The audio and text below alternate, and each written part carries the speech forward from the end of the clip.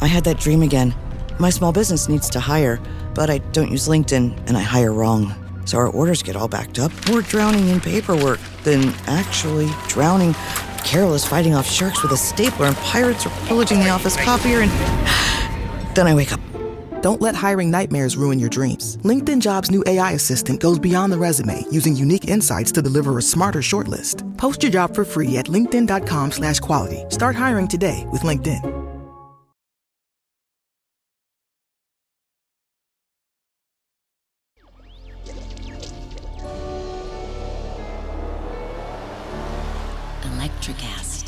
The real illusion is you trying to go on with your everyday life, the things that you put into your head to allow you to deal with the horrors of real life.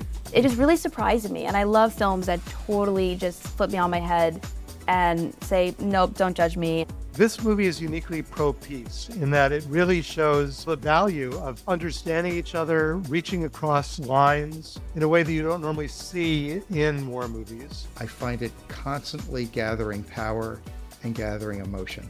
It's about class, and I think much as it's a tragedy for a commoner to die, and it's pretty sick if you're rich to die in war, a dramatic cigarette ennui drag was what I felt at the end of that, because I was like, will they survive? Welcome to episode 304 of Film Generations, where two guys from the 20th century select a classic movie to show a panel of young film lovers to see if it still plays for today's generation. I'm Mark Netter, an instructor at the Los Angeles Film School, co-founder and CEO of Electrocast Media, and sometime filmmaker. I'm David Tausik, and I love genre noir. Hi, my name is Kylee, a graduate of the Los Angeles Film School, and I love movies. Hi, I'm Kylee LaRue. I'm a graduate of USC Film School and an aspiring film journalist, and Showgirls is a 5-star movie to me. Hi, I'm Cohlie Brocato. I'm a director, cinematographer, and co-founder of Ticking Clock Productions. In 1937, French filmmaker Jean Renoir's La Grande Illusion, which I'll be referring to by the commonly used English title Grand Illusion from here on out, casts a look back 20 years to World War I, focusing on a group of French officers captured by their German enemies and continually trying to escape from their prisoner of war camps. But what makes this war story notable is the exploration of class differences, with the greatest French movie star of his era, Jean Gabin, as Lieutenant Marechal, a working-class Parisian, Pierre Fresnay as the aristocratic Captain de Beaulieu, Marcel Darieux as the wealthy Jewish Lieutenant Rosenthal, Dita Parlo as a German war widow in the film's last act, and the iconic silent film director Erich von Stroheim as their aristocratic German warder, Captain von Rothenstein. Mark, you've been working in those French and German accents. Bravo. Banned by the Nazis in World War II due to its anti-war message and declared cinematic public enemy number one by Nazi propaganda minister Joseph Goebbels, who had all the prints confiscated and destroyed, Grand Illusion was restored and re-released during the late 1950s, early 1960s, and again with greater luster and clarity in 1999, thanks to a newly discovered negative. It was a favorite film of directors including John Ford, who at one point wanted to remake it, Akira Kurosawa, Billy Wilder, Woody Allen, and Orson Welles, who named it as the movie to take with him on a desert island. So, does Grand Illusion impress our panelists as it did those giants of cinema? No pressure. Or does it escape its reputation? Let's find out.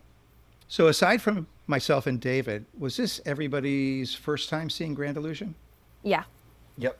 Yes. All right. Well, how was the experience of watching Grand Illusion for you? I loved it. I honestly, again, I was going into it being judgy. Oh my gosh, a French social satire, classism film. Okay, great, can't wait. And then I watched it and I was like, oh, once again, I'm impressed. I judged it and I loved it so much. Yeah, I was exhausted when I watched it, and I watched the whole thing in a go thinking I was going to fall asleep, and I ended it just crying, a little tear here and there, and it was so good.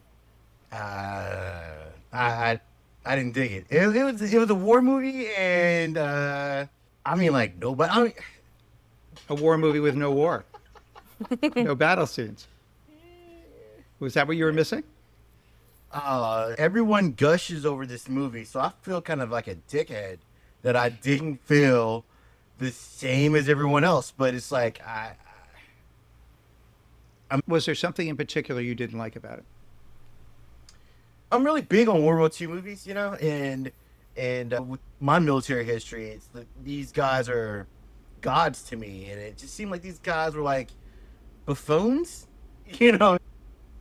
I like the German guy a little bit because in the very beginning where he was like, "Oh, these guys are officers, so even though they're the enemy, we're gonna treat them with respect." And that as far as that went. That Cinnamon didn't make it out of the.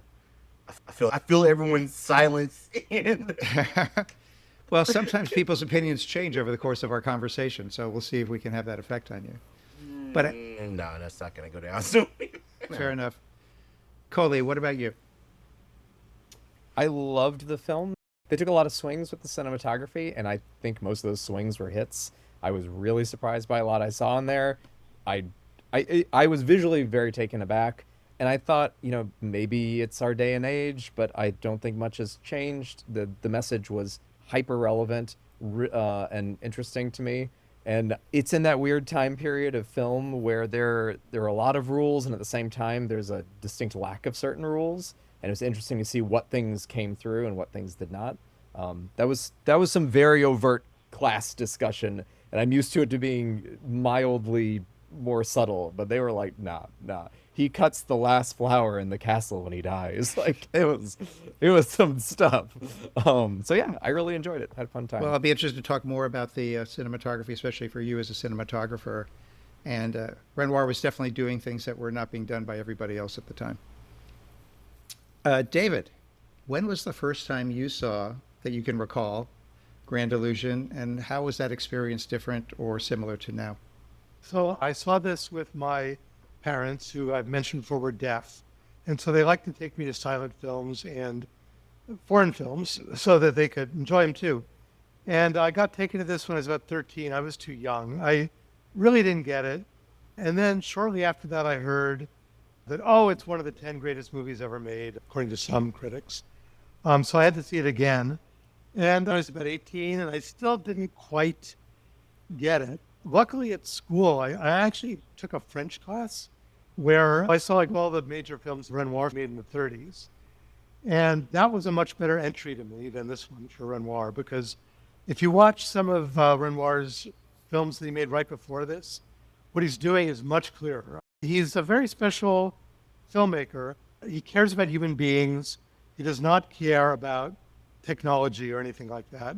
And just to go back to the selection process for this that you and I went through, the other Renoir film that always gets put on, or at least up until 20 years ago would get put on the top 10 or best movie of all time list by critics, was Rules of the Game, Règles du Jeu, which is out and out social satire at a country estate with all different people from different parts of society eventually hunting each other.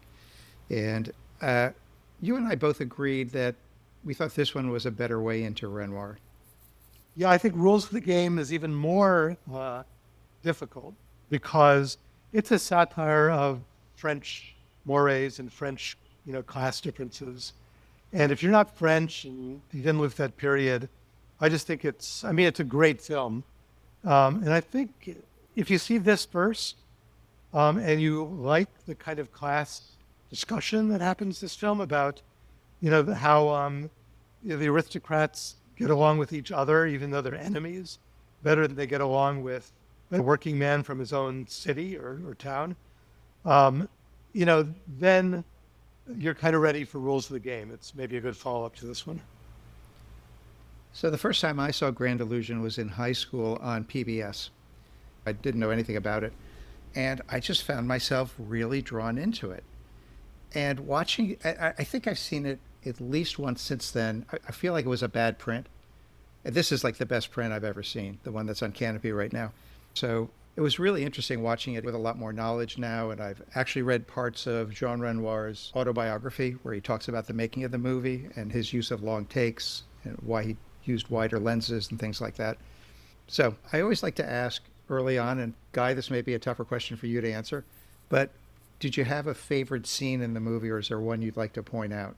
There were just a couple. The first one was when Rosenthal opens up the window to show Marshall at the stop. I was like, oh my God, that's the window Citizen Kane scene. And then the Shawshank Redemption took so much from this movie with the spoon in the wall to escape, and then digging a tunnel and dumping it out in the yard.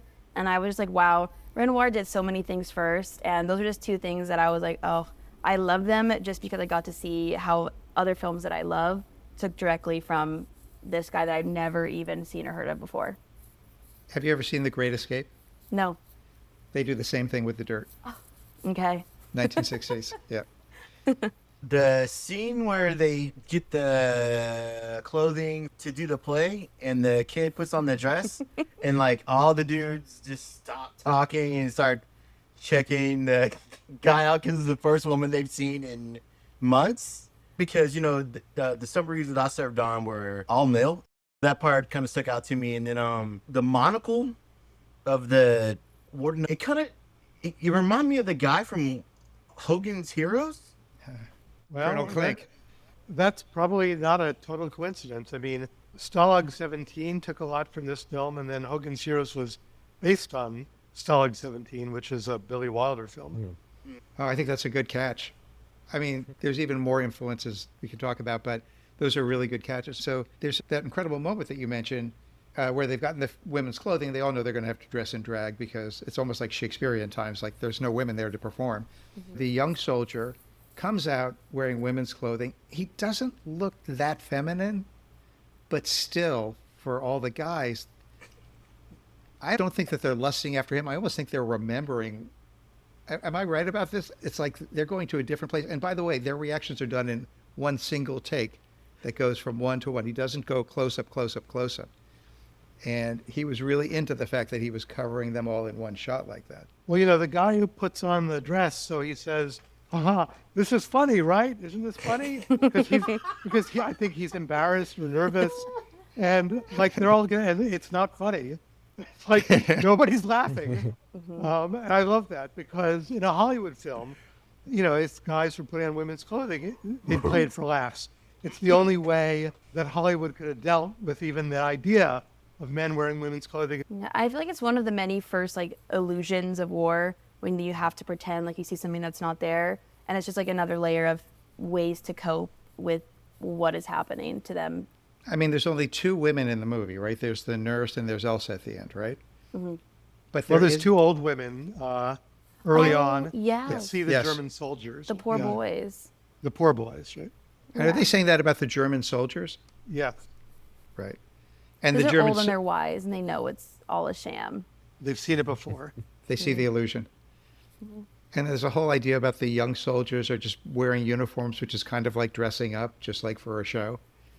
When you talk about illusion, when they arrive at the first camp, the Germans say, wearing any clothing except your military uniform is strictly verboten. So that's also this idea that like you have to go everywhere in your officer's uniform. Like they don't want to see you any other way. They need that masquerade to go Was on. it? I thought that was to like identify them. So if they tried to escape or anything, they'd know who they were. I don't know if that's right. Maybe. Oh, I thought it was about to keep the hierarchy of control. Yeah. So you have like, the Piety. enlisted people in with the officer, so they would only have to deal with the officer, and then the officer would tell the enlisted people what to do, and they would kind of fall in line. That's what I thought. But again, I didn't like the movie, so. Not yet. Not yet. I think the idea of costume and theater being in this, and the movie is just so many layers. You know, it's a war movie where you don't see war, and there's a prison scene within a prison. There's a stage within the prison. Like, there's all these like layers. So I do think it's one of those ways, like, maintain your costumes, maintain this idea, which I think is interesting. Well, that whole scene where they put on the show is really interesting because, again, not a lot of cuts. And they invited the German officers to come and see it. And to me, one of the funniest parts of that shot is when it pans over to the German officers and they all are acting like they don't like it or don't understand it, except one guy in back is laughing. and then they actually end the show abruptly when they find out that the French have retaken this particular French fort. And that leads to the Marseillaise scene, which was echoed in Casablanca just 5 years later. I'm sorry. Can you quick briefly describe the Marseillaise scene? Jean Gabin, Marshal interrupts the show to say, French have recaptured this particular fort. I forget the name of it. Started with a D. Right. That the German had captured. Right. So as opposed to going on with this ribald show, all the Frenchmen stand up and sing the French national anthem, the Marseillaise. And they take off their wigs, to kind of show that they're serious. And then the German officers all like run out because they're in kind of a crisis of some sort. But I thought, again, it was like the breaking of an illusion, that the show is an illusion because something real came in. And then you find out a few scenes later that the retaking of the fort was an illusion because the Germans take it back again. Right. And one of the officers says there must not be much of it left at this point. So it's like, it's like pointless to keep taking this fort. It's really destroyed. I loved that. Cohlie, what about you? Did you have any particular scene that stood out to you? I would say probably one of my favorites was the scene when they're first arriving and having a meal, and the intercutting of the German officer's meal and these Frenchmen and how nice it is. And I just love the comment, I don't eat this well in the world. I'm only eating this well in prison. And we've lost the art of eating in movies, I feel like. I don't know what it is, but I love watching a classic movie where they're eating that. They're really eating some stuff. To me, it immediately underlined the fact that the war is not real for all intents and purposes. For these people, because they're not being affected by it functionally. And it's more this weird charade they're doing together where they're like, yeah, we're prisoners, but there's honor and there's this stuff. So yeah, I really enjoyed that scene. It was fun. Just to make it clear, the reason that they have such good food is because they get care packages, and in particular, the wealthy Jewish French officer, Rosenberg, has gotten like fantastic food sent from his family, and he's sharing it with everybody, which you kind of get the sense is partially how he gets them to overcome the natural anti-Semitism that France has been famous for at certain points in the past. David, was there a particular scene that you just adored? I really like watching Erich von Stroheim in his neck brace. And I love when he took the shot. I was like, oh. So I think the scene that touched me the most, strangely enough, I mean, there are a lot of scenes that are touching, but Ian, when he's appealing to Bourdieu, and he's just trying so hard to develop this camaraderie with them because, we're the only two real aristocrats here. And Bourdieu isn't really having it. Bourdieu doesn't feel as strongly as he does that aristocrats are the only worthwhile people in the world. And at that moment, you feel how lonely Rauffenstein is. He's the prison guard, but he seems like he's in a worse prison than any of them. They have each other, and he has nothing. He was shot down. His hands are burned, so he has to wear gloves. He's got the neck brace. He says, I should be out there fighting. I'm just like a caretaker here or something, right? And I guess what I love is it would be very easy to hate this character. He looks down on everyone who's at a station below his. He's a German, and we're on the verge of, even though it's about World War I, we're on the verge of World War II. Any other filmmaker, I think, would have you hating him. But I think Renoir really evokes a lot of sympathy for him. I felt a lot of sympathy.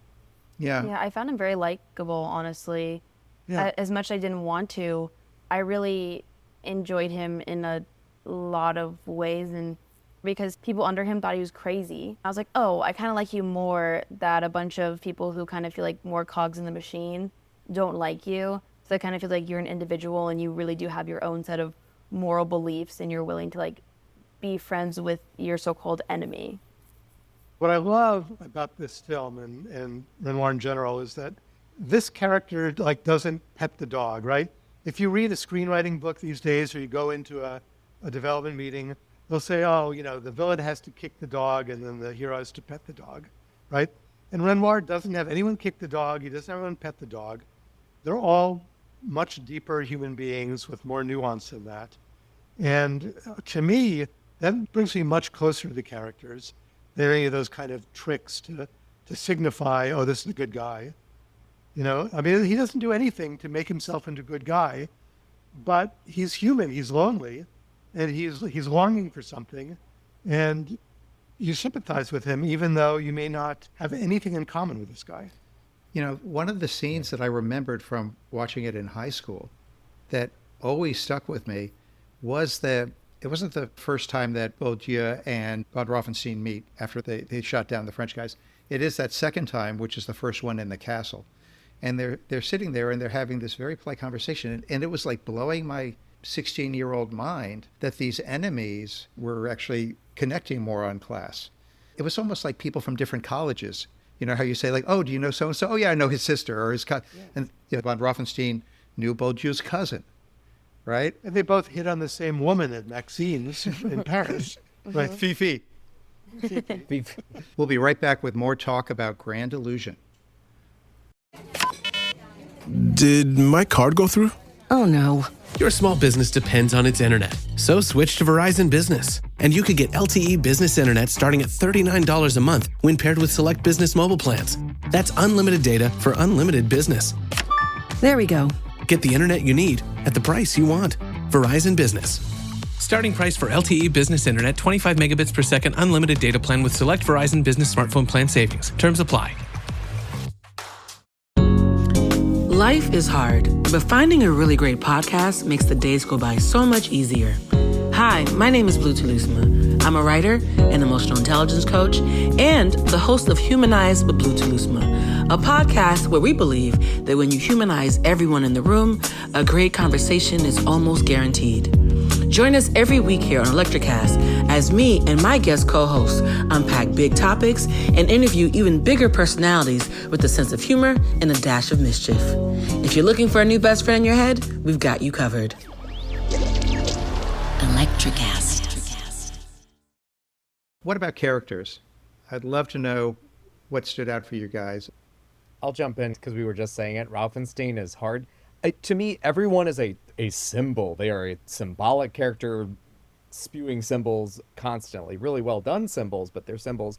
He somehow is simultaneously like almost like the Darth Vader supervillain with his neck brace, and that his burns are covered by his gloves, like like his class and all this. But at the same time, like we were saying, because he's so lonely, he to me is the most human character in the whole movie, which I found really a strange dichotomy. Was this idea that you could kind of be cartoonishly villainous in some action and appearance, like, but at the same time, you feel for him. He's like, I really don't want to shoot you. He talks about bungling, like when he's aiming for his leg. He's like, don't excuse me. Like this whole, I was like, I really thought he was a very interesting, fun character, and just had a lot of poetry to him.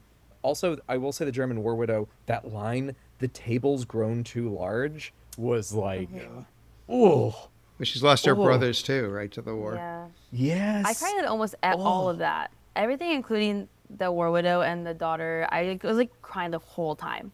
It just got me. But everything, I was like, this sucks. I'm sad. Like, even when they were happy, I was like, I'm still sad because I know it's going to end. Having just said, by the way, that Rothenstein, whatever, doesn't pet the dog, I will say he has virtues that you identify with from the start, right? He has a sense of honor.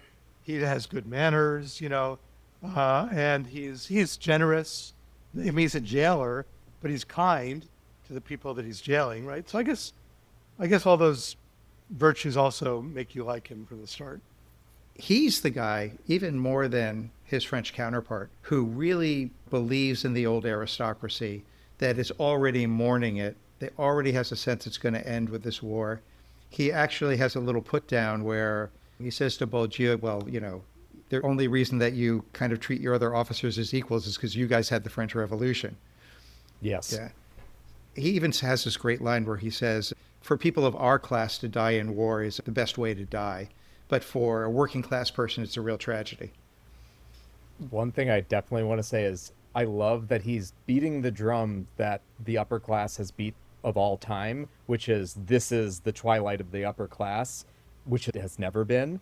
And I think that is part of a point that's being carried through. I don't know where Renoir falls on that, but it just carries on kind of this idea, which is interesting during a time where we're having more shakeups, especially socialist shakeups in the world. This is an interesting moment for this message to happen.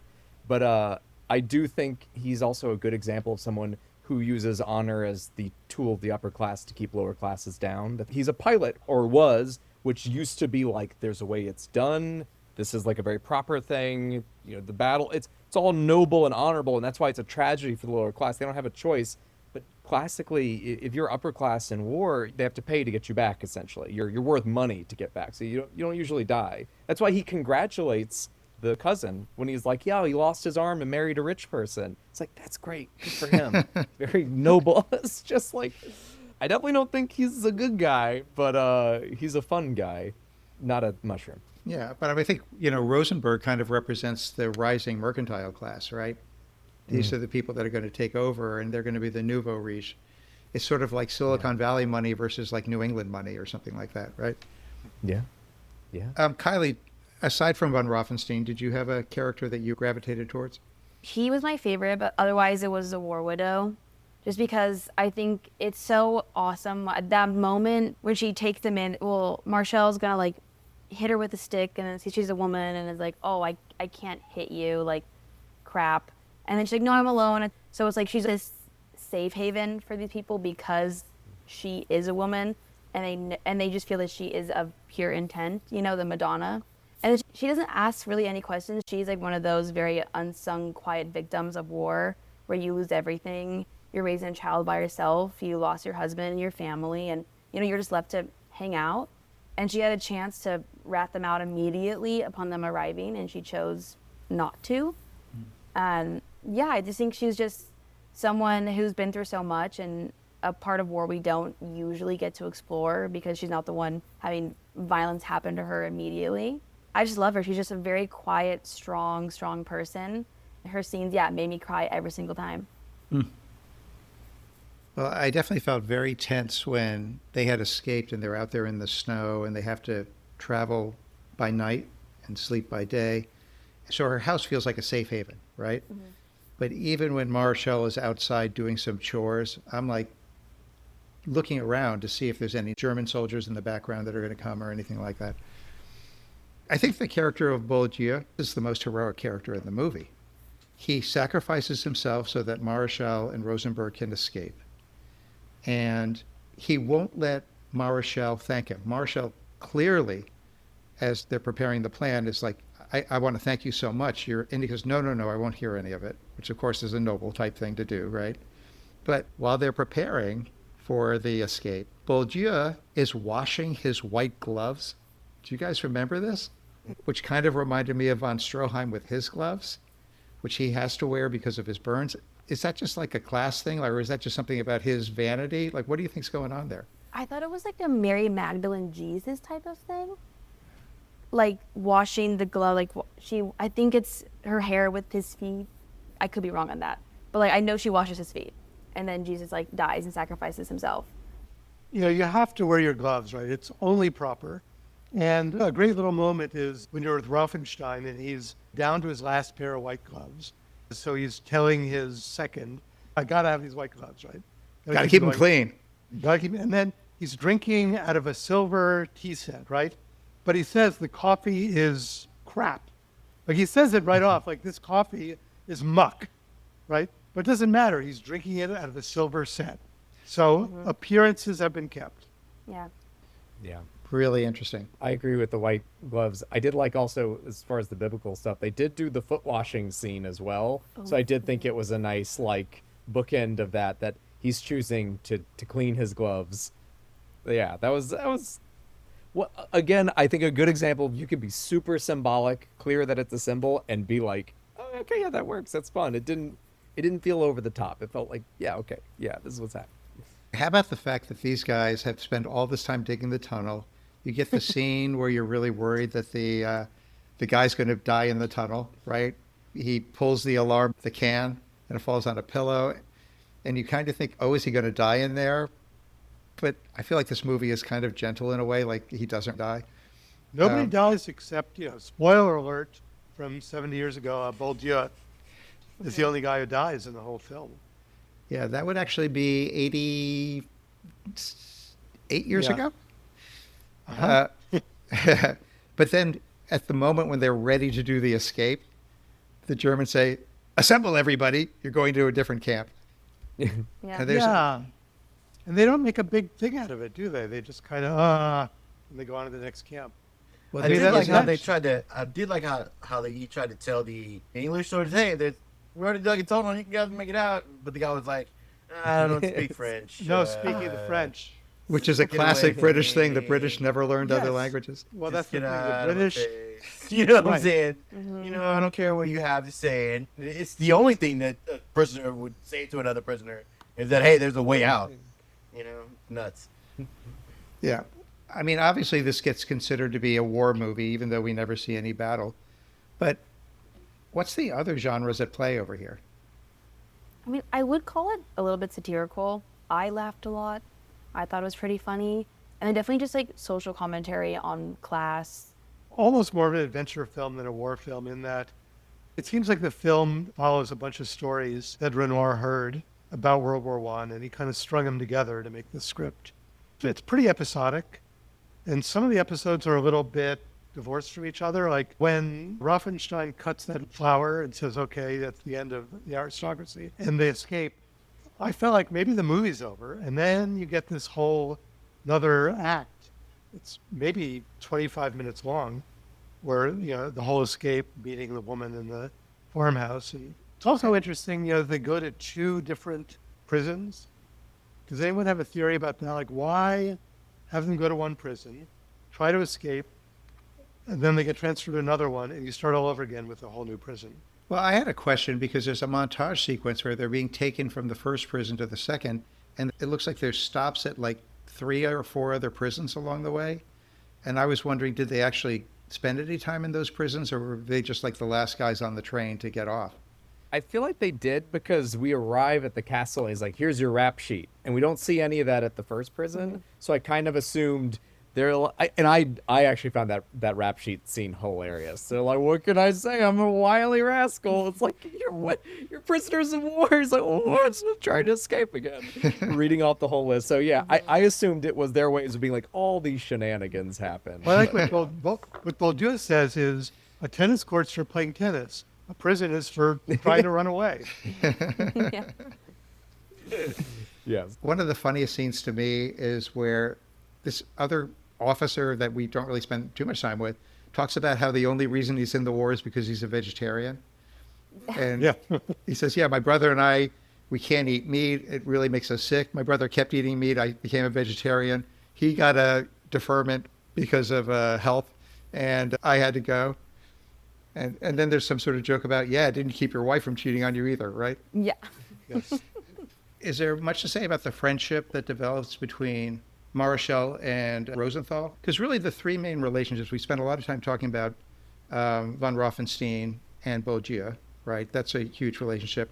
We've talked a bit about the relationship between Marechal and Elsa at the end, right? But the other kind of key relationship that develops is these 2 guys escape together. And I wasn't like hip enough to the French language or to what was going on to notice, but I have heard some reading that there is some subtle anti-Semitism early on in the camp. Was I missing something there?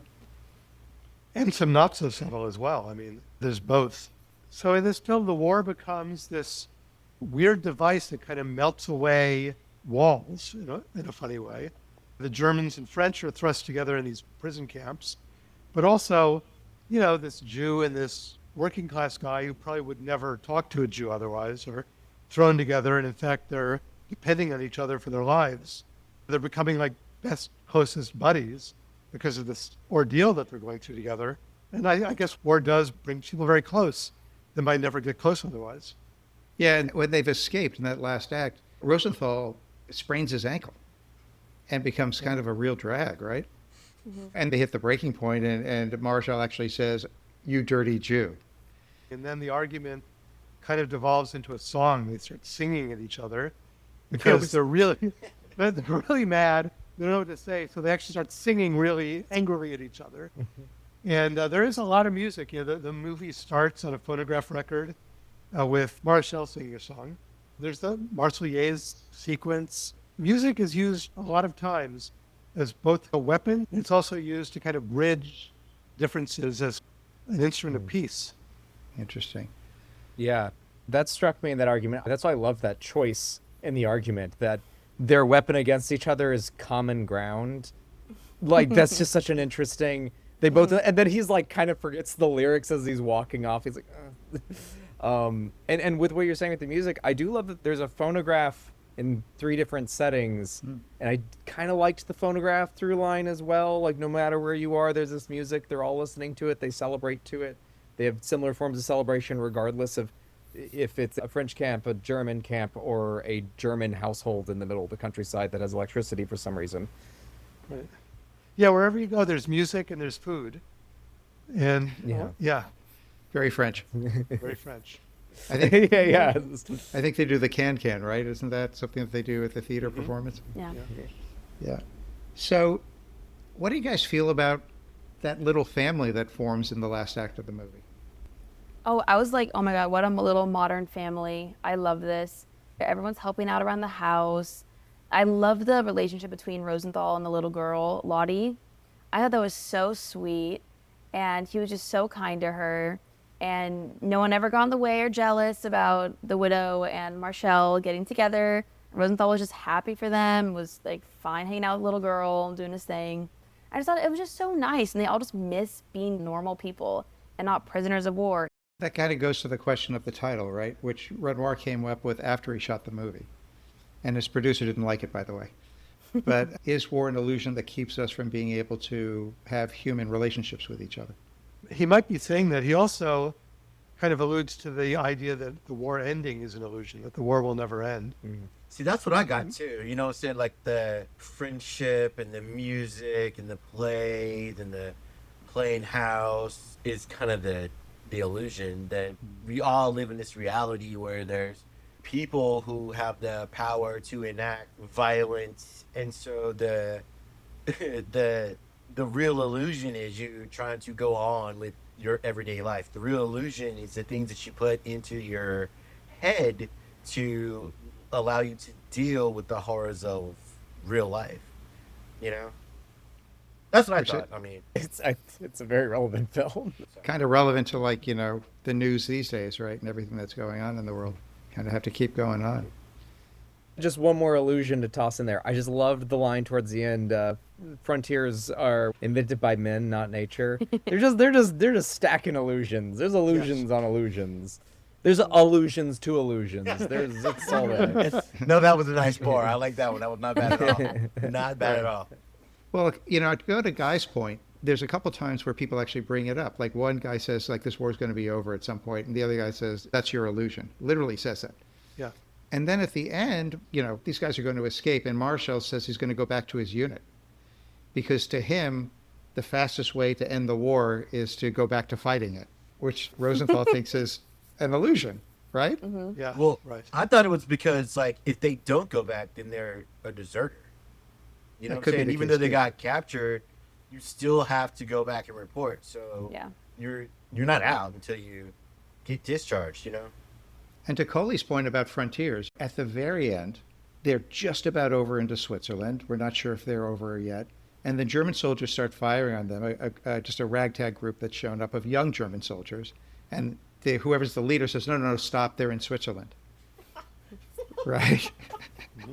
I literally put in my notes, Switzerland, LOL, finally worth something in this war.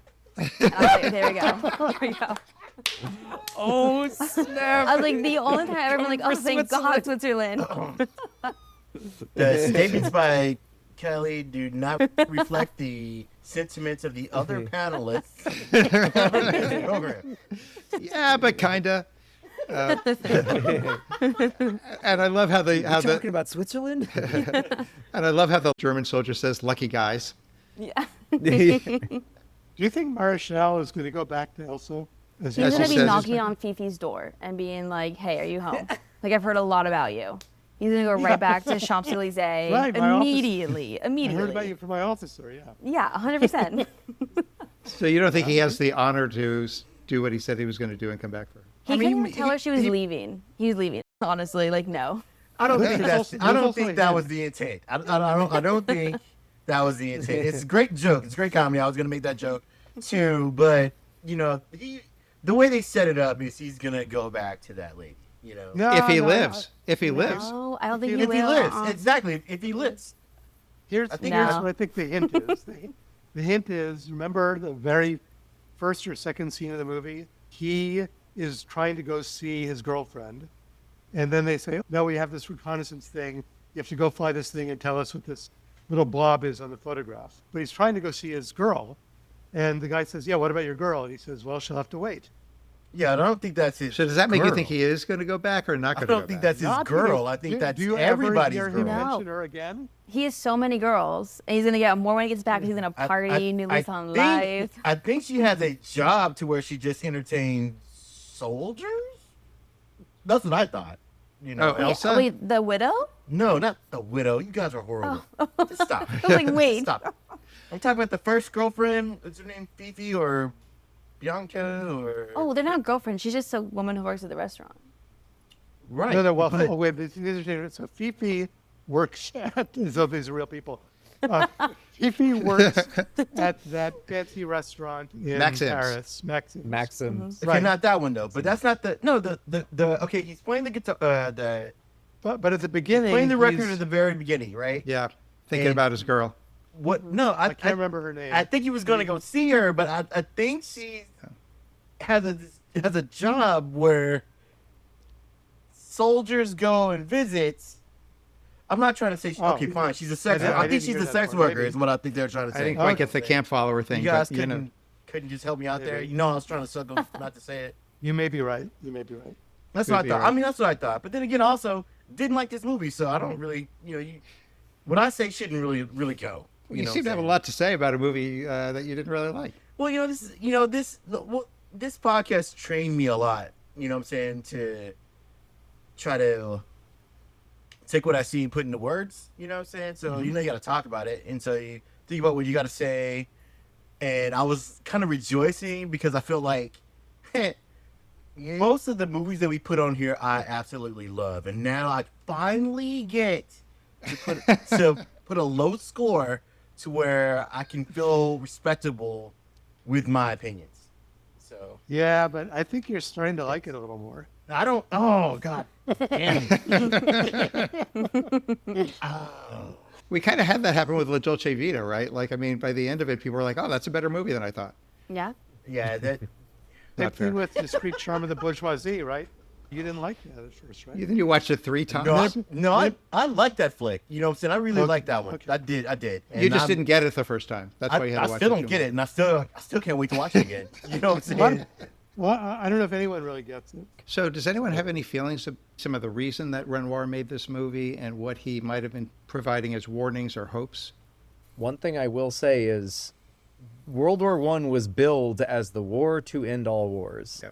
It was the war that took the world from the Napoleonic era into the modern era. And it was supposed to be like, oh, we've done that, we'll never do it again. And I do think if there's one point he wants to make in this, he's like, it can happen again. It will happen again. I think if he could just knock the camera aside, reach through, and just shake you, yeah. That to me was the biggest thing that I was feeling. Yeah, I think that's a good point. He did say that he was foolish to believe that one movie could stop a war. So, yeah, great dictator tried as well. And was there anything else you wanted to say about the cinematography? I really loved the cinematography. I was stunned to see shallow depth of field. Like I'm rarely accustomed to seeing bokeh in a older film. It's just not usually a thing we get to do. What was that you said? I really enjoyed that. Bokeh? Yeah, why don't you explain Cohlie, explain it for the non-cinematographers in the audience. I know what that is. I know what that is. I just want to throw that in before you. I'm already there, pal. So bokeh is the area that is out of focus. If you really want to see the characteristic of a lens besides being sharp or not sharp, that's usually where you're looking there a lot. You can see everything from chromatic aberration or defects to shapes that were caused by the iris blades. Like, there's a lot of fun things that happens to the bokeh. And usually in older films, it's all, I mean, obviously Greg Toland, deep focus is a whole different thing. Yeah. But we shot at deeper focuses because the physics of lenses weren't advanced enough to have F and T stops could make things more shallow. So I really enjoyed that. I thought they did some great use of dollies. There were some really cool dolly moments, especially walking with someone. Like, how much did all of that weigh to move it? Some of those exterior scenes looked really beautiful with that. And I did enjoy that it did a really good job of stillness and motion. There were like these quasi-voyeuristic moments where they would perfectly like shape everything and be nice, static, wide. And then there would be moments like we're talking about with the scene where the soldier comes out in drag, where we get that wonder where we're just panning across the room and coming back, and it feels effortless and evocative. I think he did a really good job of telling time and creating tension by choosing, like, we're in place and it's solid. It is solid. But then, like, people are talking and things are happening, and this feels more like a vaudeville movie. So there was a lot of cool stuff. Obviously, there were, like I was saying, some hokey moments where the widow is outside with the lantern and is just getting blasted with the key. Meanwhile, our other two characters are like in the darkness right behind her and it's just tracking her. And then you just see it pan off. Like, it's like, that was funny. But that was honestly the only thing like that I was like, that's a bit much. Yeah, and for me, it wasn't like a lot of older movies. Didn't even notice, you know. Yeah. So I was yeah. Yeah. Yeah. And I withdraw my statement about knowing what bokeh is after he explained. It's okay, I thought it's where my in-laws live. It's my in-laws live in Boca. What are you talking about? That's right. I got into a fight not really a fight, but my whole entire film school class hated me because I pronounced it Boca and everyone else was saying bokeh, and I was like, kind of like, no, it's not how you say it. And I was the only one that said it like that. I thought it was bocce. Don't worry. Bocce. A very Italian taste. Bocce. It's some moment about yours. Kylee. I'm going to jump ahead. Kylee, do you want to tell us a little bit about the making of the movie? Yes, it was filmed in the winter of 1936 and 1937 and was released in 37. It's a bit autobiographical in some ways. Renoir says that it was close to his war experience in a way as a pilot and based on his friend Armand Pinsard, who was also a pilot. And it had a lot of difficulty funding, which I'm sure David will get into it later, but he kind of was controversial, not super marketable for some reasons. So he had to get a lot of private funding for this film. And because of that, he had to cut out a lot of plane scenes. The producers couldn't get planes. It was just very difficult. So they kind of had to axe a lot of the action sequences from it, which kind of probably explains why it's a lot more social than it is. You don't see really any war because they couldn't afford it. Honestly, I think it worked in their favor, actually. And then to touch on Captain von Rauffenstein, who's played by Stroheim, right? Like, we talk about him so much. He was actually expanded to a larger part because Renoir loved Stroheim so much. And apparently they got into a huge blowout argument because Stroheim was like, oh, we need to have German prostitutes at the POW camps. And Renoir was like, no, we don't.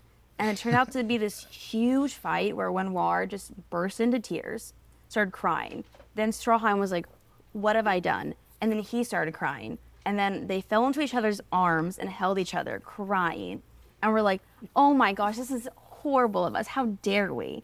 And then Stroheim is quoted saying, I have never found a more sympathetic, understanding, and artistic director and friend than Jean Renoir, which I think is just so beautiful that they're able to just like totally beef it out, bring each other to tears, and then hold each other and then love each other.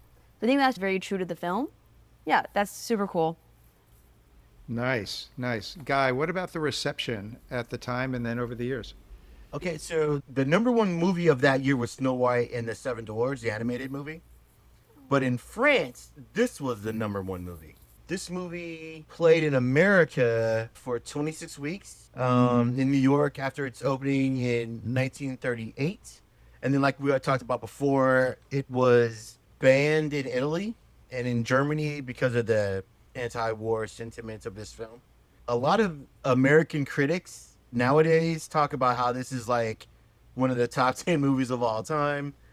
Check the Criterion website for information about this movie, and it gave us a link to one of my favorite actors, Alan Arkin, and this is his number 8 movie of all time. But the number 1 movie is Renoir's other film, Rules of the Game, which I haven't seen yet, which I'm probably gonna watch real soon.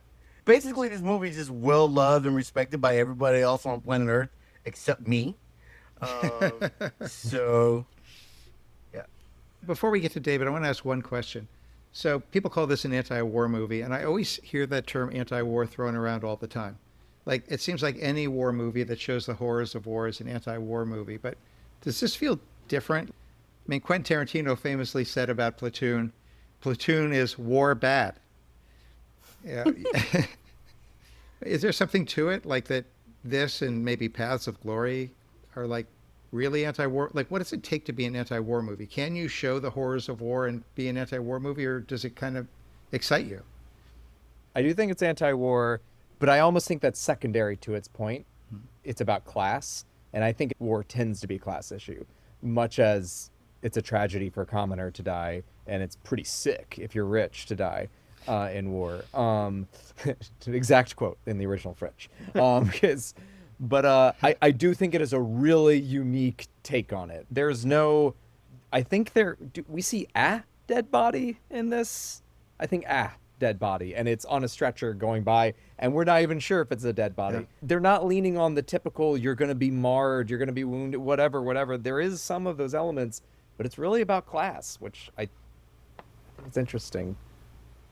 Yeah, I would have to agree, because we really only hear about casualties when it's the widow's family and her husband, and she obviously is not someone in a giant castle like they've been in, and it's saying, while these people are losing everything, while you are fighting, while you are all dying, look at the frivolity of the people of higher class and how they get to enjoy their imprisonment, and look at what they get to do. They get to escape it, get scot-free because they were caught, and they can put on plays, but meanwhile you're losing your entire bloodline and your last name is going to die forever, and your family history is over because they can afford to be shacked up in a castle and to be defended over ranks.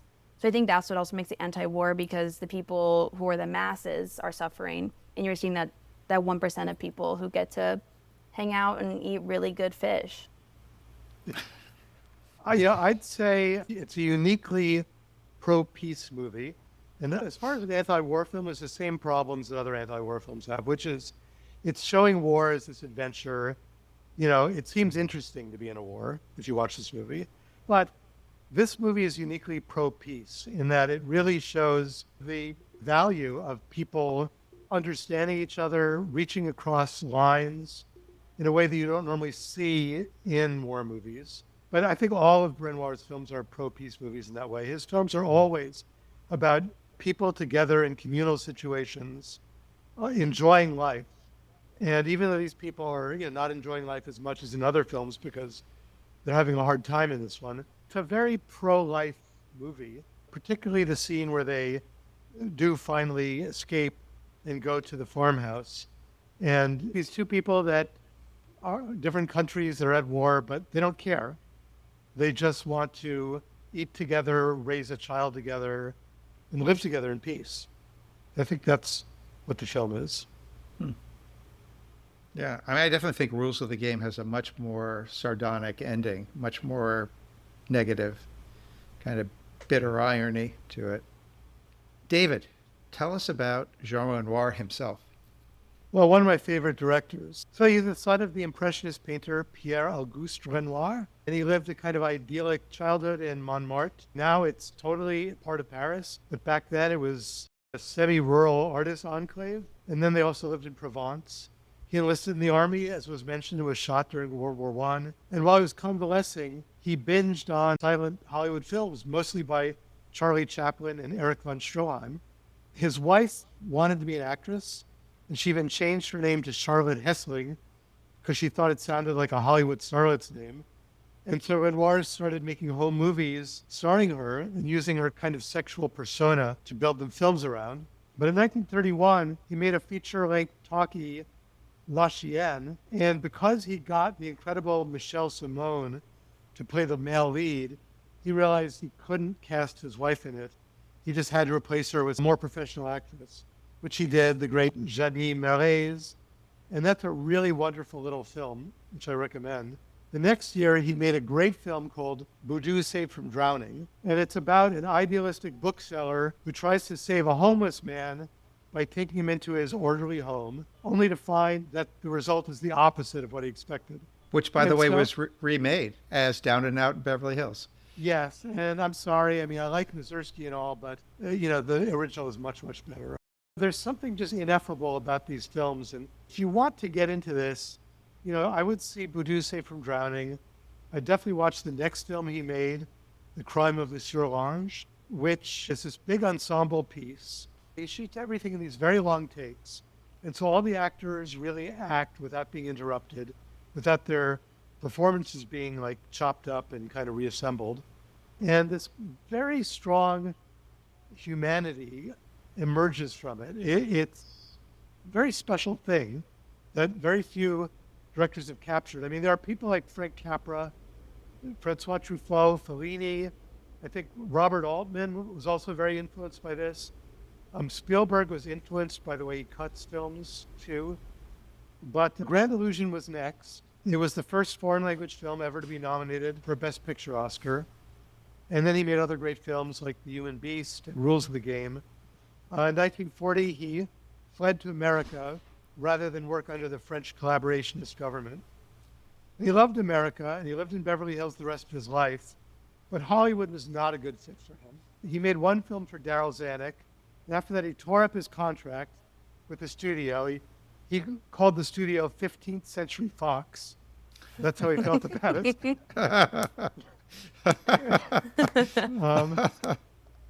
And after that, he didn't make films in France anymore. And I don't think he quite recovered the magic of those 1930s French productions. But he did make some really interesting films in the 50s. There are two Technicolor films, one called The River, which is the first color film ever made in India, and also a film called French Can-Can, which is about the Montmartre that he grew up in. It makes the Baz Luhrmann Moulin Rouge look like a bad music video, I think. So that's my opinion. But he's a really original cinematic auteur, and I don't think there's any one film, even this film and Rules of the Game, which are considered as two masterpieces, don't tell the story. It's like if you look at Picasso's two best pictures, or you listen to Miles Davis's two best songs, you're not going to get the picture of what they really were about. So I recommend diving into these films and seeing if they affect you the way they affected, me and many other people. We'll be right back with our panel's recommendations and ratings for Jean Renoir's Grand Illusion. I want to pick up on what you just said, David, about being affected by these movies, and in this case, just about this one. I want to ask the panel, what's the feeling that the movie leaves you with at the end? A little bit of melancholy because they go into a giant mountain where they're just engulfed by nature. And it made me a little sad because I'm like, well, isn't this beautiful? Isn't this where everyone skis? Like, isn't this supposed to be like this beautiful place with this amazing snow? And it's so sad. It's like, wow, you really can't appreciate anything because they live in such a weird, wonky time. It made me sad because I'm like, are you going to go back to the unit? And are you just going to continue this war? Like, are you just going to go back to your old ways? Or is this a chance of, like, rejuvenation for you? Is this a new lease on life? Like, I don't know. Yeah, I think a dramatic cigarette ennui drag was what I felt at the end of that, because I was like, will they survive? Like, I think that was a really good point about them, Kylie, about walking into this nature, and it's beautiful, and it's also hostile winter nature as well. Like, we don't even know if they're going to live. I feel really elevated by this film. I'm not being told how to feel by the end. There's no music. There's no, oh, they're free, or there's no, oh, they're doomed. You have no idea. I really appreciate that. And, I hear a lot of people sort of separating movies into the bad Hollywood movies. They don't really want you to think at all. And the good movies, they want you to think. But I feel like almost all films want to tell you how to feel all the time. That's even considered maybe the skill of the filmmaker, is manipulating people's feelings at all times. And I am so relieved to be able to go to a movie and just not be told how I'm supposed to feel. I love that.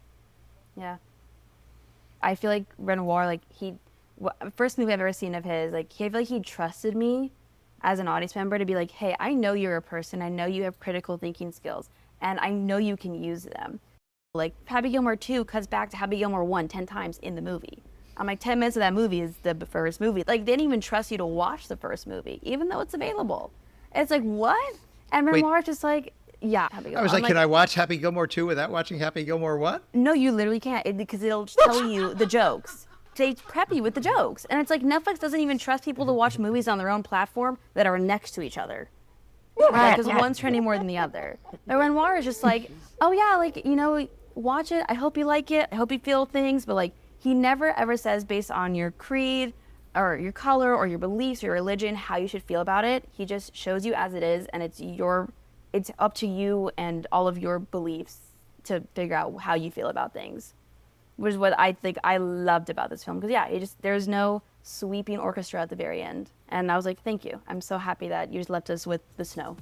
So this seems like a good time to get into our ratings and recommendations. 4 stars is an A+. It's a movie that would go on your top 50 movies of all time. 3.5-star movie is an A movie. That's just a great, great film. 3-star movie is an A-. Typically, that's a really excellent movie that maybe has some flaws, but maybe is trying to do something a little bit different than most movies. 2.5 stars, you got a B+. That's a good B movie. You'd recommend to somebody who likes that genre. A 2-star movie is a B-, something that you would maybe tell someone who likes that genre they could skip, unless they were a total diehard. A 1.5-star movie is a D. A 1-star movie is an F. It's kind of a really bad movie. And then a half-star movie is an E for effort. It's a movie that's so bad, it's actually fun to watch. So I'm going to start with Guy on this one. I give it a half a star. No, I'm just kidding. I'm kidding. Who would you recommend it to, and what's your rating? Yes, if you ever listened to this podcast before, everybody should watch every movie ever made, good or bad, right? And that still applies to this one.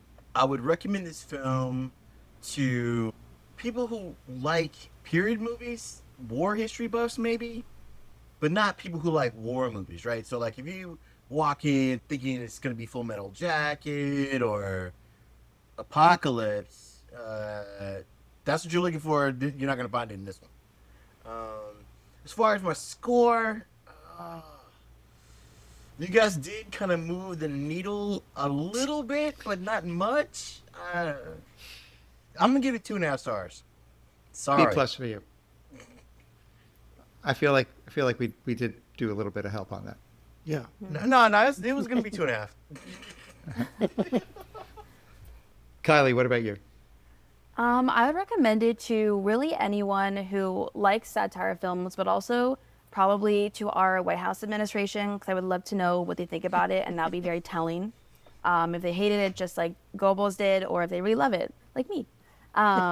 But also anyone who is more like kind of pro-war, I guess, or who's someone who like defends like getting involved in wars. I just would love anyone who is more pro-war to see a movie like this, to understand that there are just different aspects and relationships to people in war. I think I'm gonna go 4 stars on this one, just because the more I talk about it, the more I really love it, and my heart has only swelled 3 times its size the more I talk about this movie. And it just really surprised me. And I love films that totally just flip me on my head and say, nope, don't judge me. And yeah, I really enjoyed it because it's also a win for the great female character. And I love that. So I can always say yay when a female character is actually a human and not just like a little love story. Nice. Cohlie, what about you? Who would you recommend this to, and what's your rating? I would recommend it to, if I say the name Brecht and you go, yes, then you certainly am recommending it to. And I'd say America. I'm going to just say America right now. Y'all were talking about class struggle here, and let's have a conversation around it. So I'm going to say specifically America, and more specifically if you like Brecht. Not that it's like hyper Brechtian, but it's Brechtian enough. And also, you know what? One more group of people, cinematographers. If you have not seen this one, absolutely check it out. I think it's surprising and good. And those exposures, I would, rating wise, I'm gonna say 3.5 stars. I thought it was superb. Just really enjoyed myself. David, hit us. Okay. Well, I would recommend people check out the films of Jean Renoir. And, I wouldn't single this out over all the other films, but it's a good one to see. As I said earlier, it wouldn't be my starting point. I might start with The Crime of Monsieur Lange, and you could find it, which you might not be able to. But I don't know that it's about class struggle. I think that's looking at it from a modern lens. It's about class difference. It's about class relations. I don't really see class struggle in it. I don't see the working classes and the upper classes struggling against each other. That's a Marxist interpretation that people have laid over it. But it is a very sharp study of people, all kinds of different people. In this case, men. But if you watch some of his other films, there are also women in those films. So I'm a little torn as to whether to give it 3.5 or 4. It's not my favorite Renoir, so I guess it can't be on my list of the top 50. So I'm stuck giving it 3.5, but you should go see it. I would echo that this movie should be recommended to people that are interested in history.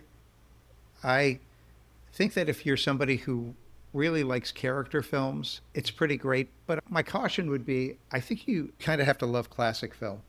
It doesn't necessarily mean that you have to be like a super historian of classic film or a fanatic about it. But if you're somebody who can't handle black and white, if you can't handle movies made in the 1940s or 30s, you know, it may be a little tougher go for you to get into it. That said, once you're exposed to it, maybe not. But I would say that if you are someone who claims to love classic movies, you have to see this movie. Otherwise, you're just not getting the full picture. The thing that strikes me about it, every time I've seen it, whether I was 16 years old or many decades later now, the movie seems very slight when it starts. As Guy says, you don't really see any battle. They don't even have like the shots of airplanes where they're getting shot down with stunt people, or even like found footage that they got. So the movie feels very slight to me at the beginning. And also every time there seems to be danger, except for a few moments in the movie, things turn out okay. You know, Guy is going to suffocate in the tunnel, but he doesn't suffocate in the tunnel. Marshall goes into solitary and he's really messed up by it, but he's pretty much all better by the time he gets some French food back in the barracks a little bit later. But what always strikes me about the movie is as it goes on, I find it constantly gathering power and gathering emotion. And by the end of it, I am in a different place. And this guy, Renoir, has such a, I don't know what else to say, it's a light touch. He can be dealing with really weighty issues or dealing with class differences or the quote-unquote horrors of war, whatever it is. But the touch is so light that there's so much room for you as an audience member to enjoy yourself. And these characters, even the ones you just get a thumbnail of, whether it's just a young soldier putting on a dress, or whether it's a guy talking about his screwed up marriage or whatever it might be, these characters are really engaging, all of them. And they make wonderful turns. You know, Marshall ends up respecting the captain. So for me, that's what I think is the humanity of the movie. It's really saying, if we just let ourselves relate to each other, communicate with each other, we're going to get past our differences. We're going to be able to have dinner together. We're going to be able to have a great time. It's too bad that war and politics gets in the way. So for me, I was really struggling whether it's a 3.5-star movie because, you know, I don't know if it would necessarily be on my top 50 list or a 4-star movie, but I kind of think this time watching it, it really felt like this is so seminal. I mean, this is something that's just, as I said, when I'm rewatching it and remembering from 4 or 5 decades ago what I felt about it, I think it's a 4-star movie for me. So we gave this movie 3.5 stars overall. Nice. Good. Grand Illusion is available on Canopy and often shows up on TCM and occasionally on other broadcast and streaming outlets. There are both DVDs and Blu-rays, the best being from Criterion, but as far as I could tell, they are currently out of print, so find them on eBay or other auction services. You can find Film Generations wherever you listen to your favorite podcast, and if you like our show, please tell your friends, rate and review it so others can find us as well. I'd like to thank our panelists, Kylee, LaRue, Guy Lewis, special guest Cohlie, Brocato, and our co-host and producer, David Tausik. Film Generations is an Electrocast production. Our producers are Mark Netter and Peter Rafelson.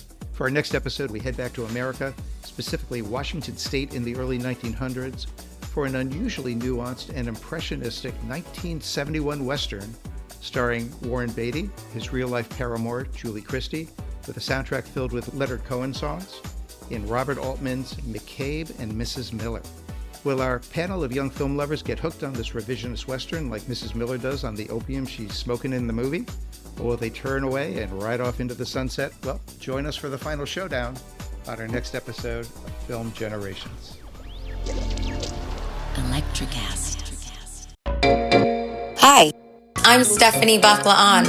And I'm Eden Alpert. We're back with a new season of the Unapologetically Fab podcast, where we're all about living your life by your own design. From family to business to friendships, we bring on great guests to explore living with intention and passion at any age. So you fabbers, young and old, listen in as we redefine success and embrace life without apologies. please join us on Unapologetically Fab, an Electrocast production. See you there. Electrocast. Hello and welcome. I'm Ethan Janakis, host of podcast Cinematic Revelations. Join me as we explore cinema from the 1960s until the present, where we will consider well-known movies, discover rare, unexpected cinematic gems, but also analyse lesser films which are still of importance in film history. Our journey here is shared by industry insiders who provide their invaluable insights on cinema in all its various aspects. To find out more, be sure to listen and subscribe to Cinematic Revelations wherever you listen to podcasts. I look forward to seeing you there. Electrocast.